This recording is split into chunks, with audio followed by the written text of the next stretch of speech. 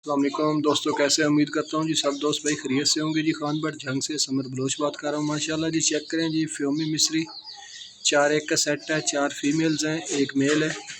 Females egg start हैं, वो female जा रही है अंदर अंडा देने के लिए। चेक करें माशाल्लाह, एक्टिव हेल्दी है। फ्रेश वीडियो है। आज 4 अप्रैल है, जुम्मतुल मुबारक है 2025। जिस भाई को चाहिए और रब्ता कर सकते हैं। लोकेशन झंग की है। Cargo delivery all over Pakistan available है। चेक करें माशाल्लाह। और ये इन्हीं के चिक्स निकलवाए हुए हैं मैंने जी, फ्योमी के। ये अंदर चिक्स निकले हुए हैं 12, इन्हीं के चिक्स हैं जी। चेक करें माशाल्लाह, क्वालिटी चेक कर लें। जिस भाई को चाहिए हो रब्ता कर सकते हैं। बाकी जिस भाई को मेरी फेसबुक डिटेल चाहिए हो, फेसबुक पे मेरी कंप्लीट डिटेल मिल जाएगी। जिस भी भाई को चाहिए हो, तो मैं आपको इनके चिक्स की क्वालिटी भी दिखा देता हूँ। ये चेक करें माशाल्लाह, ये फ्योमी की चिक्स हैं जी, 12 चिक्स हैं।